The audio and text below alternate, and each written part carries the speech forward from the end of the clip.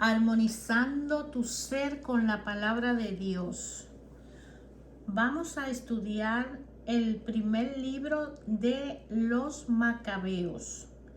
Después de Esdras y Nehemías, la provincia judía, sector extremo del imperio persa, vivió 3 siglos al margen de la historia.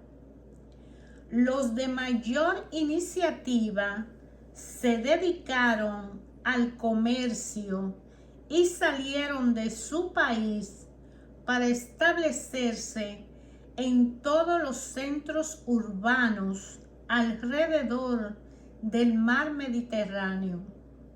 Sin embargo, un siglo después de Nehemías, el año 333 antes de Cristo, Alejandro Magno empezaba a recorrer los países del Medio Oriente, derrotando a todos los ejércitos enemigos y derribando a los reyes. A pesar de que murió a la edad de 30 años, sus triunfos abrieron el paso a la cultura griega con ansias de progreso, confianza en las posibilidades del hombre y un espíritu más abierto que superaba los individualismos nacionales. Los generales de Alejandro se repartieron su inmenso imperio. Los Ptolomeos, que dominaban Egipto y Palestina, fueron comprensivos y no molestaron a los judíos por su religión y su costumbre, su vida. En cambio, cuando en el año 197 los Antíocos de Siria vencieron a los egipcios y le quitaron Palestina, pretendieron imponer a la fuerza su religión a los judíos. La feroz persecución causó un levantamiento de los judíos, empezado por la familia de los Macabeos. El primer libro de los Macabeos, reconocido como uno de los más perfectos de la historia antigua, nos relata los sucesos de la guerra y las hazañas de los 5 hermanos macabeos del año 170 al año 130 a.C. El libro de los Macabeos nos muestra un pueblo que quiere vivir y considera su fe más preciosa que la existencia. Cuando todos se habían acostumbrado a vivir sin problema, se presenta la persecución. Muchos se convencen de que nada se puede hacer contra un poder tan fuerte y que los griegos son demasiado grandes. Pero el Espíritu de Dios hace surgir nuevos héroes y gracias a ellos el pueblo recobra el sentido de su dignidad, luchando por esos derechos sin los cuales no hay hombre ni creyentes. El pueblo judío se encontró solo frente a sus opresores y sus aliados romanos le ayudaron muy poco. Contaron con sus propias fuerzas y Dios lo ayudó. Las guerras de los macabeos fueron un modelo de la guerra santa en que no faltaron el heroísmo y la constancia, ni menos aún la ayuda de Dios.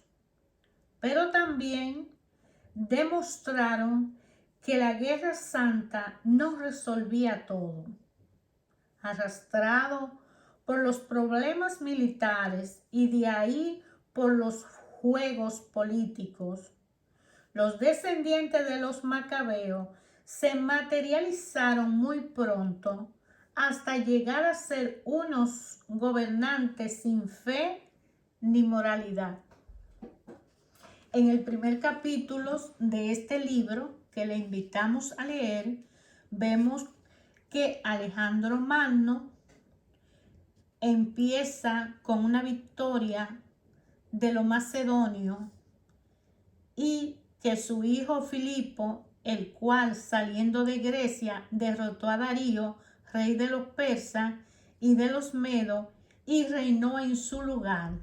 Este fue el primer soberano del mundo griego después de mucha batalla y se asaltó todas las fortalezas y dio muerte a reyes de todas esas naciones. En el primer capítulo de este libro, Antíoco saquea Jerusalén. El primer párrafo del primer capítulo de los Macabeos resume la historia desde Alejandro hasta Antíoco Epifanes, rey de Siria, que es cuando en ese tiempo comienza la crisis moral de Judá. Dos cosas caracterizaban la civilización griega de los sirios: el arte y la multiplicación de estatuas que, por muy hermosas que fueran, servían a un culto pagano. La cultura física, estadio, deporte, piscinas. Los deportistas se ejercitaban desnudos, lo que era un escándalo para los judíos.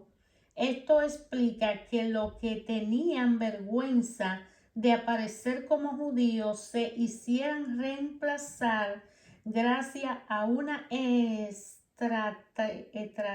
estratagema o una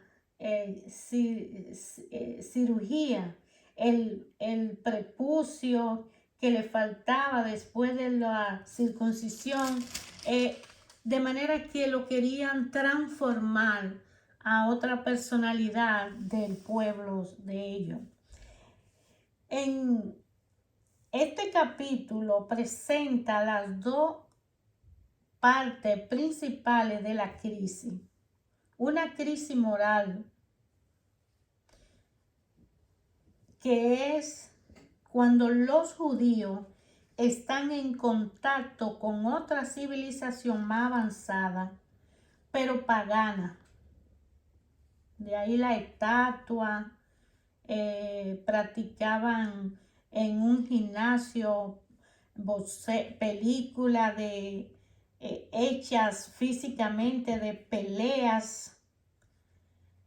¿Puede uno adaptarse y aprovechar los beneficios de esta cultura sin abandonar su fe? Para los judíos fue un reto. En este momento los judíos van a pagar el error que cometieron al marginarse del progreso cultural de los pueblos vecinos. Durante 3 siglos habían enfatizado en que todas las leyes y costumbres de Israel venían directamente de Dios y no se podía revisar. Así que cuando llegó la corriente moderna con Grecia, los más abiertos pasaron por una crisis de conciencia. ¿Acaso se podía cambiar la costumbre sin traicionar a Dios?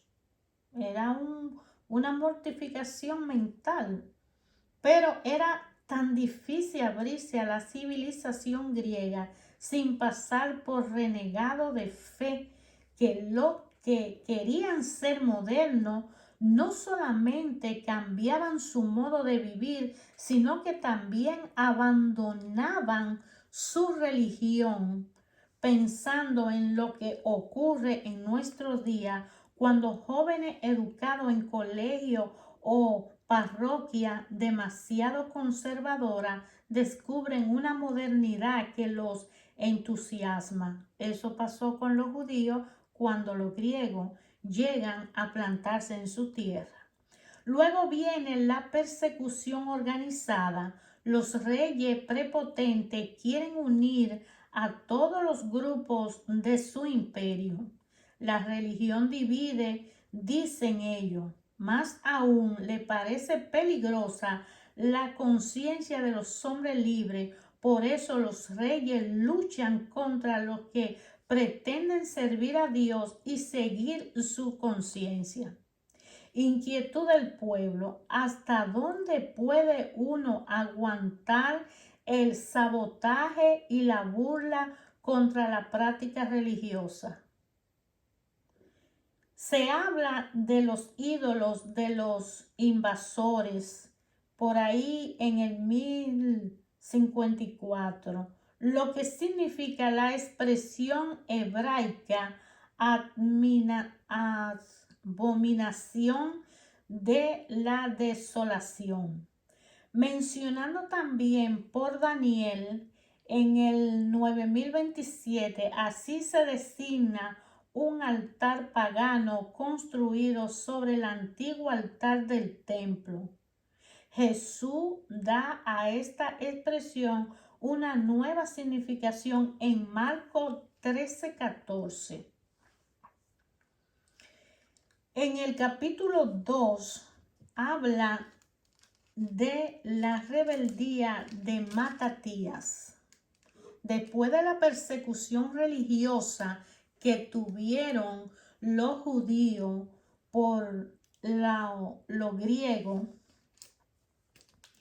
todo el libro se va a desarrollar en torno a la guerra que dirige la familia de los Macabeos, o sea, los hijos de Matatías, que es un judío que no acepta esas condiciones. Y entonces se empieza una disputa, una guerra. Aquí viene el relato de la rebeldía de Matatías, el sacerdote que de repente pasa a ser el líder de los perseguido. O sea que Matatías, siendo el sacerdote de los judíos, se subleva y llega a ser el líder para no aceptar ese cambio cultural que le quieren dar a su pueblo judío. Yo, mis hijos y mis familiares seguiremos fieles a la alianza. El motivo es a la vez religioso y nacional. Matatías se juega entero contra un poder totalitario. Una vez más, Dios manifiesta su bondad con su pueblo, haciendo que surja el jefe que éste necesitaba. Un hombre que, como Moisés, se pone enteramente del lado de su pueblo cuando le sería fácil obtener el favor de los poderosos. Entonces, por eso, en el capítulo 2 de Primera de Macabeo se dice la rebeldía de Matatías. Sigue el capítulo 2 explicando que dos actitudes de los creyentes se contraponen en este texto. unos se deciden solamente a partir de la ley de Dios, o más bien de la interpretación que se hacía de la ley del sábado. Se prohibía combatir ese día que estaba consagrado a Dios. Heroicamente se dejan matar. Por eso mataron tantos judíos un sábado, porque heroicamente ellos no van a hacer nada porque lo guardan. Entonces los extranjeros que ya lo tenían en posesión lo matan. Otros hacen uso de su corazón y de su conciencia y esconden y deciden huir o entrar a caverna y esconderse para que no le impidan guardar el mandamiento de guardar el sábado. El libro no condena a nadie. Eso sí, se pone en manifiesto que los creyentes no pueden actuar mirando solamente a los libros o al pasado. Siempre nos encontramos en situaciones nuevas, las cuales exigen una nueva reflexión. No se hizo el hombre para servir al sábado. Dice Marcos 2:27. El versículo 42 se nombra los asideos. Este movimiento de renovación espiritual del que saldrían posteriormente los fariseos y los asenios era anterior a la rebeldía de Matatías. Se unieron a él, pero después se apartaron cuando los hijos de Matatías, los macabeos, se perdieron en la política. Entonces viene la muerte de Matatías dentro del mismo capítulo 2 y Judá Macabeo, su hijo, le sucede en el trono de ser el líder de los hebreos para enfrentar a los paganos. Después de la muerte de Matatías, su hijo Judá se pone al frente de la resistencia. Hacia 3 siglos que la atención de los creyentes se dirigía exclusivamente hacia las actividades del culto. Los sacerdotes y levistas parecían los únicos modelos de la fe. Ahora, por efecto de la circunstancia, hay un vuelco. El pueblo judío se encuentra vuelto al tiempo de los jueces o de David. Para muchos, el modelo del creyente viene a ser el combatiente que arriesga su vida para liberar a su pueblo en las almas, con las almas en las manos. Es que la persecución brutal lo llevó hasta el punto en que abstenerse de luchar significaba renunciar a todo lo que hacía del pueblo judío un pueblo diferente a los demás. Frente a una lucha desigual se nos presenta la profesión de la fe de Judas. Dios puede dar la victoria a unos pocos que luchan contra una muchedumbre. David no hablaba de otra manera al enfrentarse con Goliat. Primera de Samuel 14:6 y 17:47. Los libros de los macabeos insisten en numerosas veces en que los judíos lucharon, antes que nada, para defender su lugar santo. Este templo era el símbolo de toda la ley, o sea, de toda su religión y su cultura. Todos debemos luchar por cosas que dan un sentido a nuestra vida y que si la descuidamos ya no nos sirven de nada tener un porvenir asegurado. Para los judíos de entonces, abandonar su costumbre y su culto era como renegar de su fe, siendo ellos los únicos depositarios de la promesa divina. Si bien es cierto que el templo mismo no era más que piedra y madera, con un poco de metal precioso, no podían abandonarlo sin perder su dignidad de hombre y su vocación de creyentes. Los macabeos no eran muy diferentes de los que hoy se atreven a recordar los derechos de los pobres y a exigir una participación de todo en las sociedades en las que domina la violencia y la corrupción.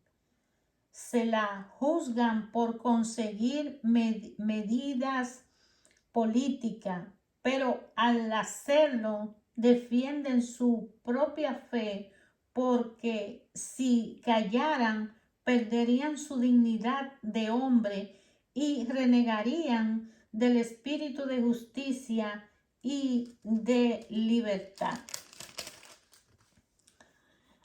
En el capítulo 4 hablas de que Judá, vencedor de Emaús, hablando de la continuidad de los hijos de Matatías como representantes y líderes de los judíos. Este es el único lugar de la Biblia que menciona esta forma concreta de buscar una respuesta de Dios. Enviaron contra Judá a un coronel, Apolonio. Judá mató al coronel. Enviaron contra a un general, Sarón, derrotó al general. Esta vez el rey Antíoco manda contra los judíos un ejército tremendo con 2 generales. Judá obtiene la victoria en Emaús. Se notarán las palabras de Judá: Dios es fiel. Durante 3 siglos se había enseñado a los judíos su propia historia como una serie de intervenciones maravillosas de Dios. Tanto se recalcaba la ayuda de Dios que el valor de los hombres parecía inútil. Judá sabe que hay que actuar sin esperar un milagro o una revelación después de la victoria. Todos se darán cuenta de que Dios es el que los salvó. Pedir a Dios la paz, el pan, la justicia, sin tratar de corregir o eliminar las estructuras opresivas, sería hipocresía. A consecuencia de la victoria de Judá, Antíoco Epífanes firma un tratado por el que concede autonomía a la provincia judía. Los judíos triunfan y su primera preocupación es la de purificar el templo profanado por los paganos. Los judíos saben que no son un pueblo como los demás. Dios es quien decide el porvenir. En cualquier oportunidad solamente solucionan lo más urgente, esperando que algún profeta indique lo que debe hacer. Es lo que recuerda el versículo 46. Sin embargo, la situación es paradójica. Había profetas cuando los israelitas no lo querían escuchar. Ahora que desean oír un mensaje, ya no hay profeta y no lo volverán a ver hasta la llegada de Juan el Bautista. En el capítulo 5 habla de que Judá viene a salvar a los judíos dispersos. Se dispersaron los judíos porque los paganos lo querían obligar a convertirse a su cultura y ello, para poder seguir cumpliendo sus reglas y las normas de Dios y su costumbre de que su padre le enseñaron en obediencia, decidieron mejor huir. Los generales sirios aceptan de mala gana el tratado firmado por el rey.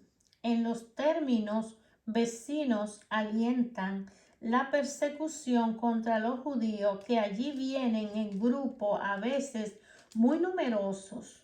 Judá entonces empieza una campaña para salvar a su compatriota amenazado y para traerlo de vuelta a la provincia de Judea. El revés de José y Azarías. Sigue la guerra con éxito y fracaso. Aquí la Biblia destaca las causas de un revés. Son pocos los jefes que no se dejan llevar por intereses personales. En la parte del capítulo 6 habla de la muerte de Antíoco Epifanes. La Biblia representa el fin de Antíoco Epifanes como el ejemplo de la muerte de los perseguidores de los judíos, que en otro relato es diferente. Los podemos encontrar en segunda de Macabeo 9. La expedición de Antíoco y el combate de Bet-Zacarías. Nuevamente es invadida Palestina y en el combate de Bet-Zacarías el ejército de Judá, demasiado inferior al del rey, tiene que abandonar el terreno de los enemigos.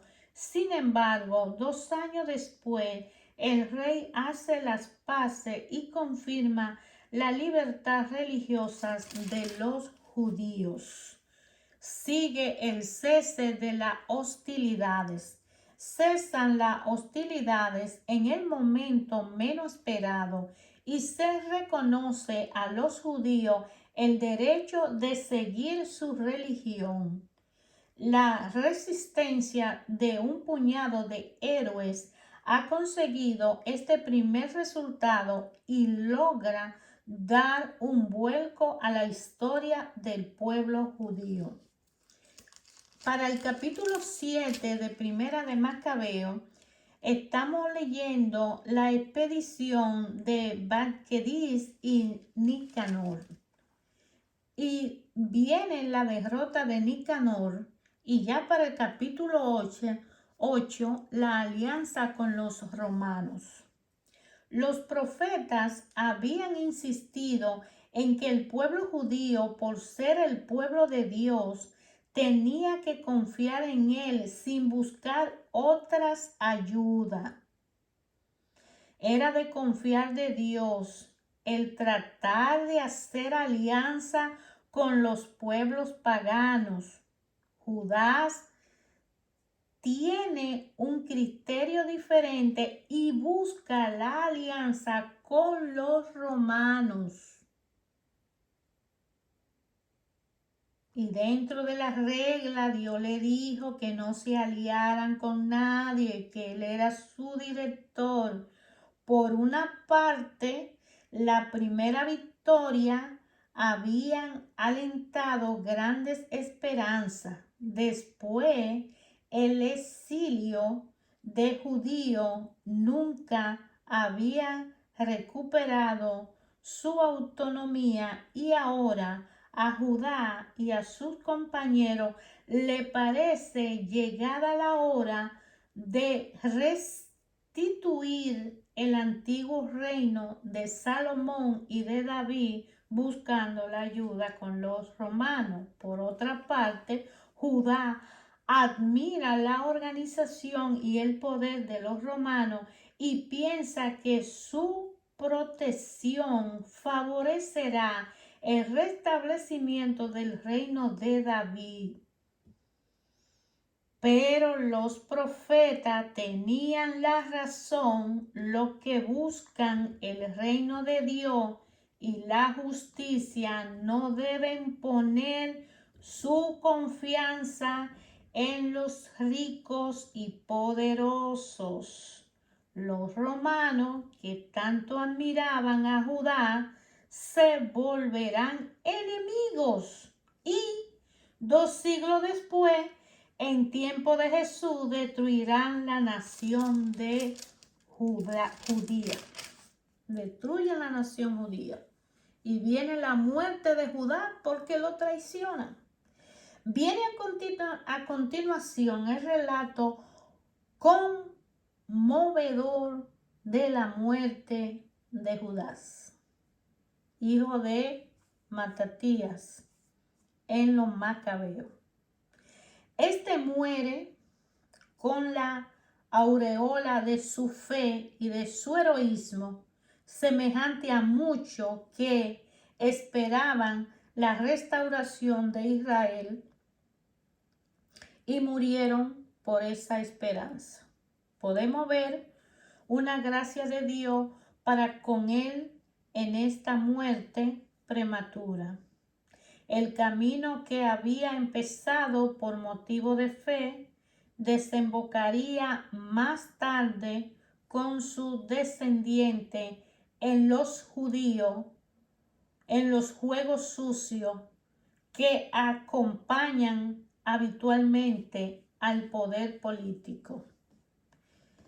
Jonatán, elegido sucesor de su hermano Judá, inmediatamente él muere, tiene que huir al desierto con los suyos.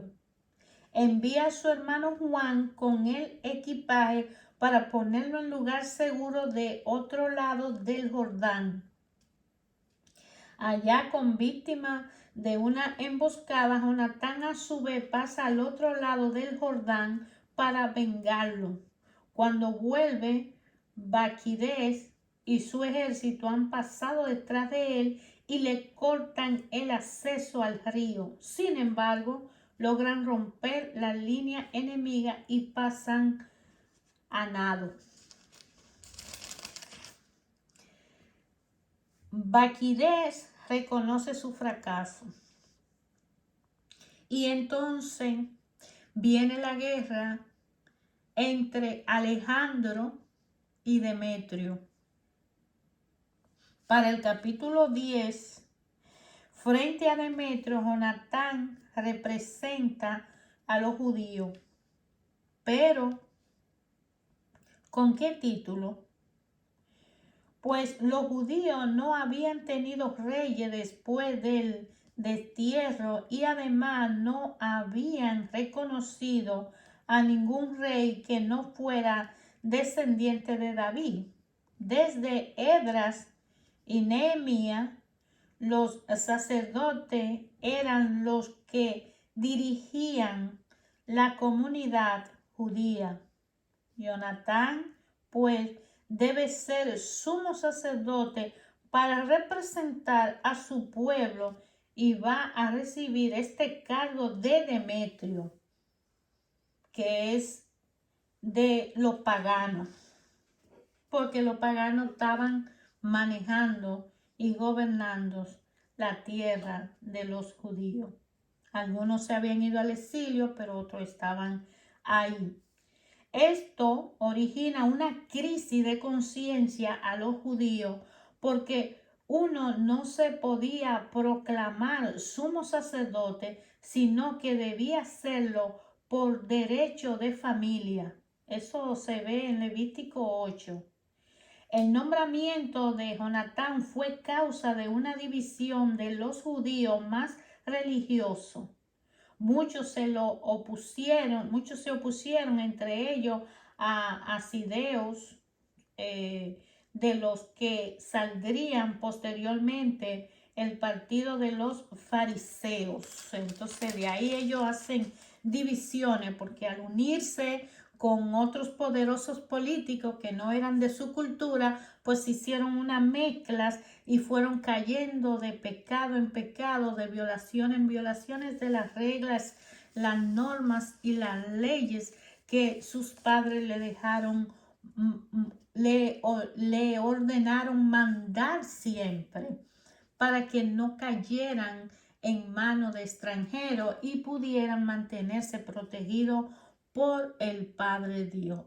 Jonatán aprovecha la división de sus enemigos. Se mete más y más en la diplomacia y el capítulo presente no disimula todo lo sucio de la política, tal como la práctica comúnmente. Así se confirma lo que notamos respecto a Judá. Había pasado la hora de restablecer un reino de Dios que fuera una nación entre las naciones. Las mismas tensiones se encontrarán en la iglesia.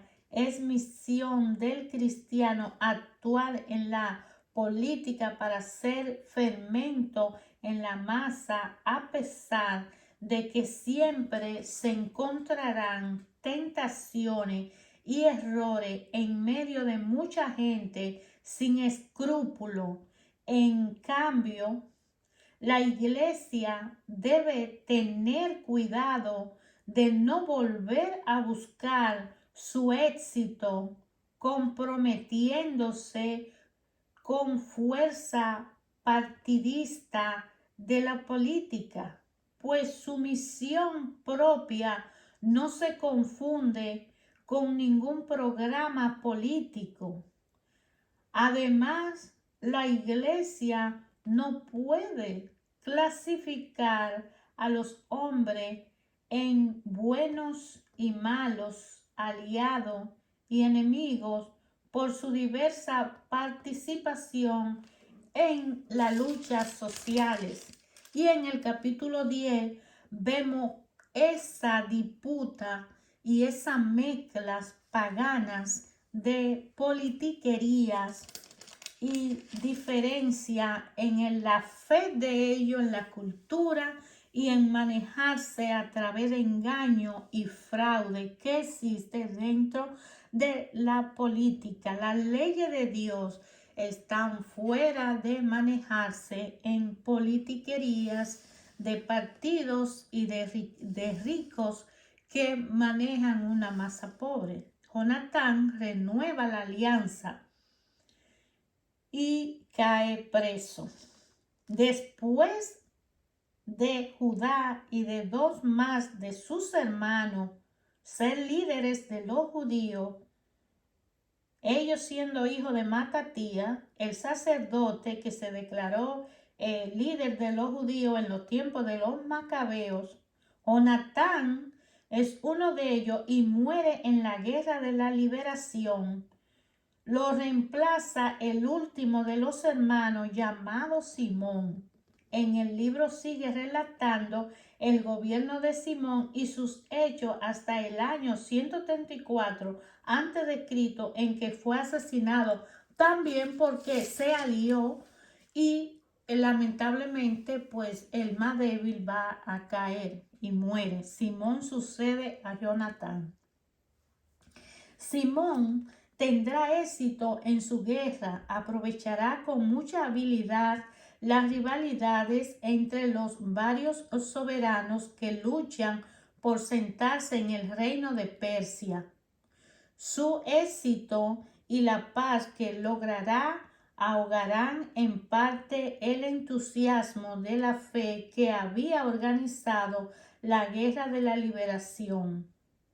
Simón, el libertador, pasa a ser el dictador Simón al término de una evolución que se repitió muchísimas veces en la historia y en los siglos y medio después, cuando venga Jesús, los descendientes de Simón serán jefes de los sacerdotes. Será el grupo más materialista de los judíos, el partido de los saduceos. Ya en el tiempo de Jesús eran sus descendientes. Fíjense en lo expresado antes brevemente en el capítulo 13, 41, 42 y en el 15, 3. Después de 4 siglos de dependencia, los judíos vuelven a ser una nación.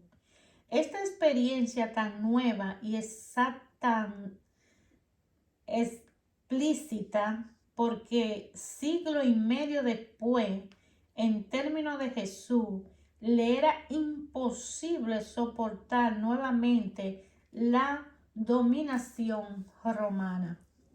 En el capítulo 14, Simón vencedor gobierna a Judea. En el mismo capítulo, todavía 14, Simón dictador. Viene allá a ser un dictador y entra una nueva guerra con los sirios.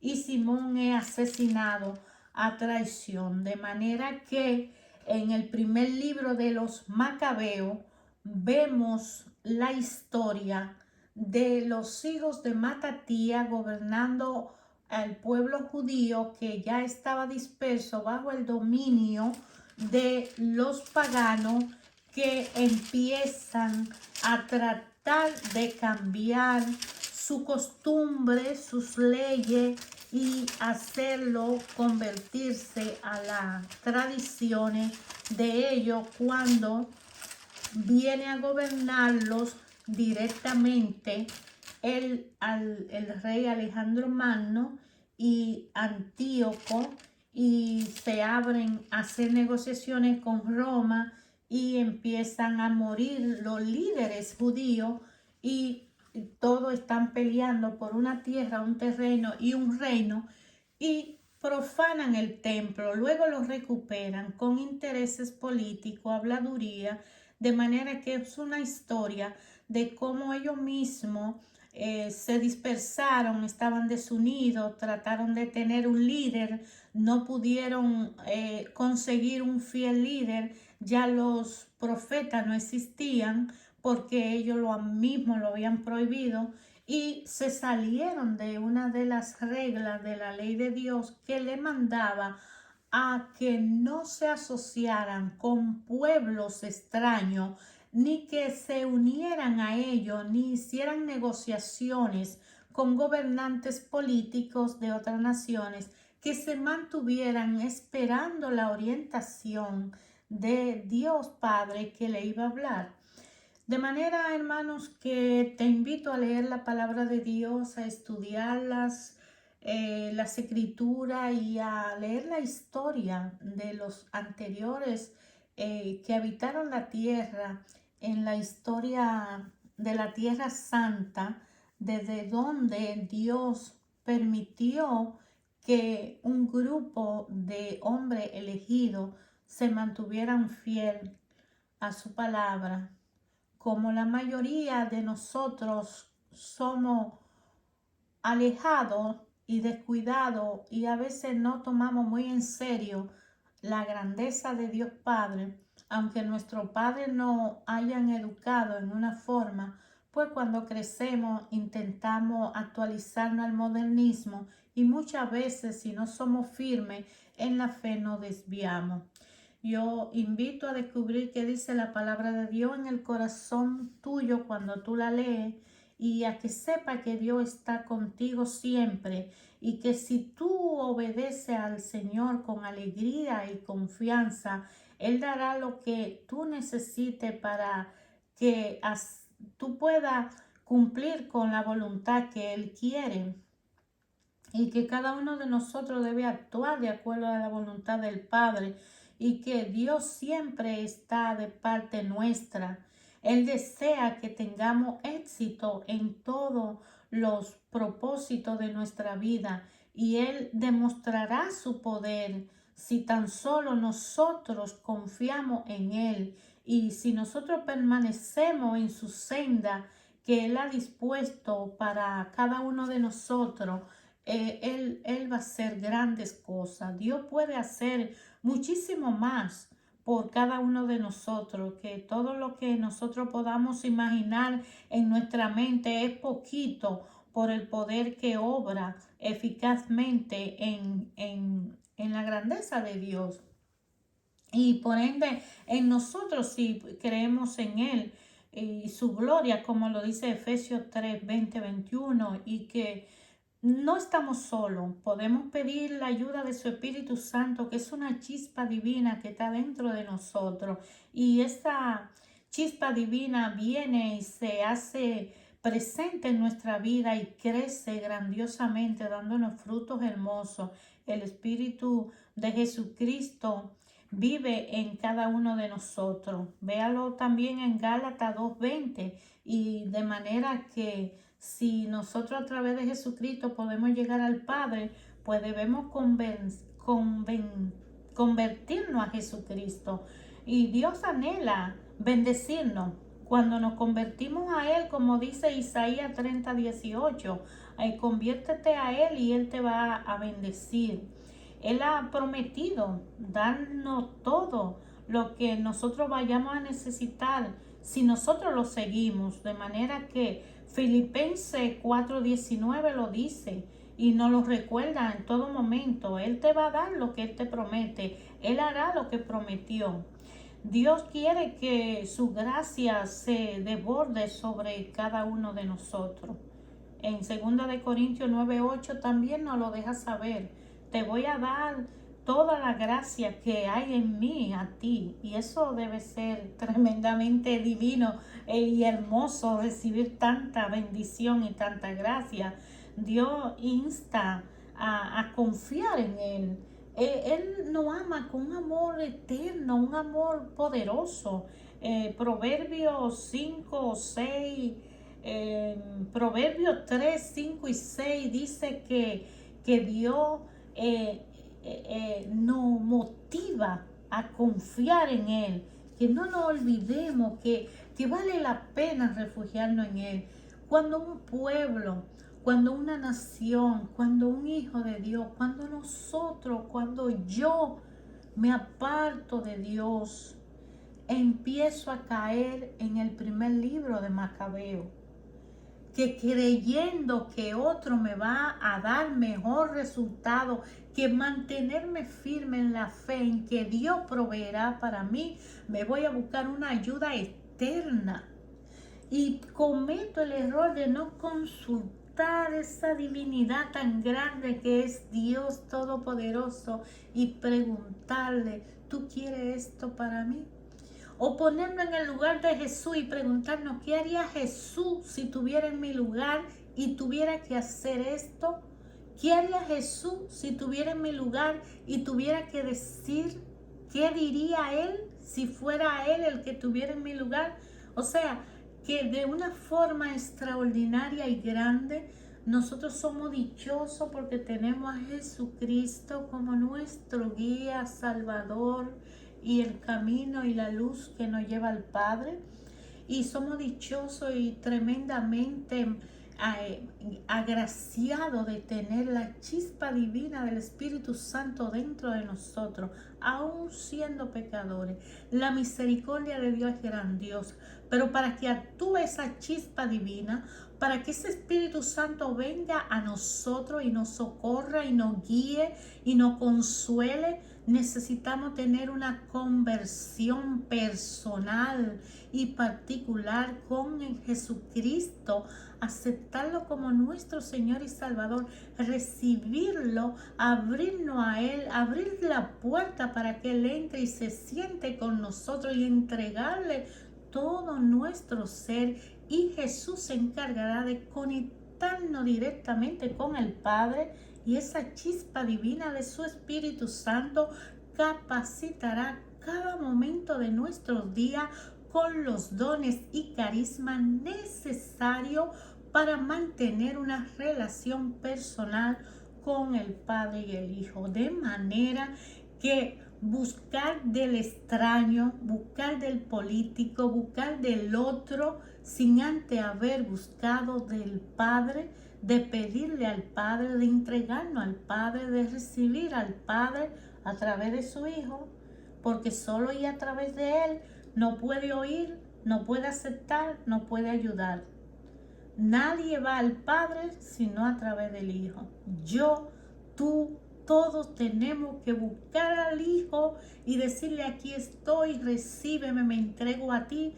Y si no sé orar, si no sé rezar, me quedo en silencio y le digo: aquí estoy, Jesús, aquí estoy. Y toca esa puerta, tócala, hermano, hasta que Él te abra, porque para todo hay una oportunidad. Y la gracia fue para todo y cada uno de nosotros. No importa los pecados, no importa cuántas veces nos hemos caído. Él dice: siempre estaré aquí, nunca me apartaré de ti. Y nunca te aparte de mí, porque si nos soltamos de la mano de papá, nos podemos perder. Por eso debemos ser como niños en la gracia de Dios. Hermano, te invito a leer la palabra de Dios.